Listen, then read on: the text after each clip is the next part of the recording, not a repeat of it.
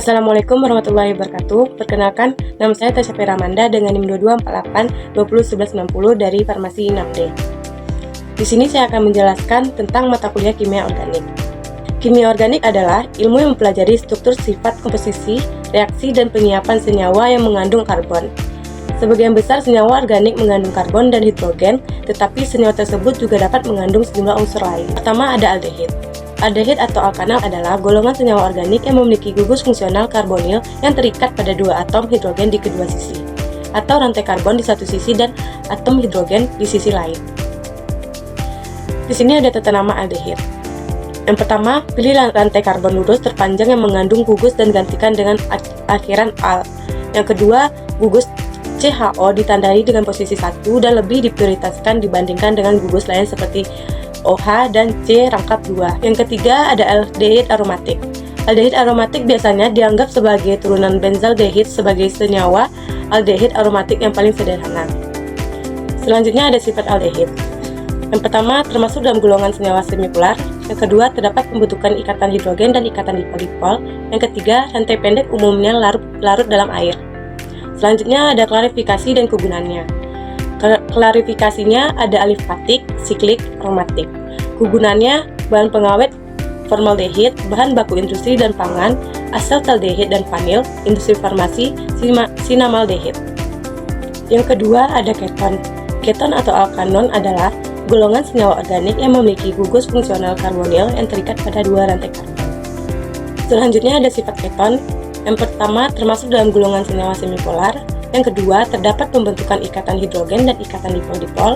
Yang ketiga, rantai pendek umumnya larut dalam air. Selanjutnya, ada tata nama keton. Tentukan rantai karbon terpanjang yang mengandung gugus keton.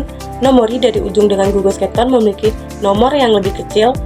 Namai rantai terpanjang berdasarkan nama alkilnya dan akhiran on. Susunan nama gugus-gugusan yang ada secara alfabetis. Kegunaannya, pelarut dan bahan baku industri, contohnya asetondan dan metilketon. Industri farmasi, contohnya nabumeton dan metadon. Yang ketiga ada karbonhidrat. Karbohidrat atau sakarida adalah biomolekul yang terdiri dari atom karbon, hidrogen, dan oksigen. Biasanya dengan perbandingan atom hidrogen oksigen 2:1. Sifatnya mempunyai rasa manis, larut dalam air, bersifat gula reduksi, bersifat optis aktif, bentuk siklik, rumus umum karbonhidrat. Selanjutnya ada klarifikasi dan kegunaannya. Klarifikasinya yaitu ada monosakarida, oligosakarida, polisakarida, aldosa, dan ketosa. Kegunaannya di industri farmasi contohnya selulosa, deglukosa, dan dextrosa. Yang keempat ada asam karboksilat. Asam karboksilat atau asam alkanoat adalah golongan senyawa organik yang memiliki gugus fungsional karboksil yaitu gugus gabungan dari gugus karbonil dan hidroksil yang terikat pada gugus alkil atau aril. Sifatnya di sini ikatan hidrogen yang terbentuk meningkatkan titik didih asam karboksilat. Asam karboksilat mudah larut dalam air. Asam karboksilat terionisasi di dalam air membentuk asam lemah. Asam karboksilat dapat bereaksi dengan basah membentuk garam karboksilat. Selanjutnya ada tata nama asam karboksilat. Dimulai dengan asam ditambah rantai karbon terpanjang yang mengandung gugus karboksilat, ditambah akhiran OAT. Jika mengandung rantai cabang, maka atom C dari gugus karboksilat dengan rantai terpanjang diberi nomor 1. Selanjutnya ada sintesis. Sintesis asam karboksilat dari turunan asam karboksilat.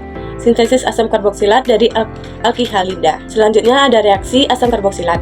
Reaksi substitusi dengan alkohol dan reaksi reduksi dengan hidrida logam.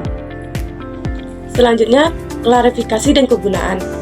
Klarifikasinya ada alifatik, siklik, dan aromatik.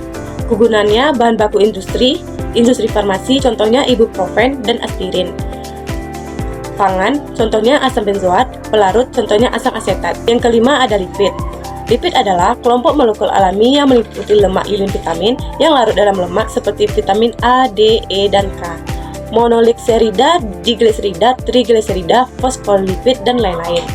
Selanjutnya ada tata nama lipid. Pilih rantai karbon lurus terpanjang yang mengandung gugus dan gantikan dengan akhiran al.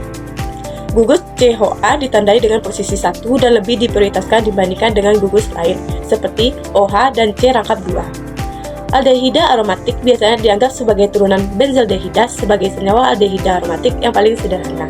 Selanjutnya ada sifat-sifat lipid. Yang pertama, titik didihnya tinggi. pada suhu kamar berwujud padat atau cair, larut dalam perlarut non-polar. Yang ketiga, mempunyai viskositas tinggi. Yang keempat, massa jenisnya lebih kecil dari air. Dan yang kelima, bila dihidrolisis akan menghasilkan asam karboksilat yang dikenal dengan asam lemah atau bau tengik. Selanjutnya, klarifikasi dan kegunaannya. Klarifikasinya, turunan lipid, asam lemak, peronal, poliketida, lipid sederhana, lipid kompleks, fosfolipid, siponolipid, sakarolipid. Kegunaannya, industri farmasi, pangan, pertanian, kesehatan. Sekian presentasi dari saya, lebih dan kurang saya mohon maaf. Terima kasih.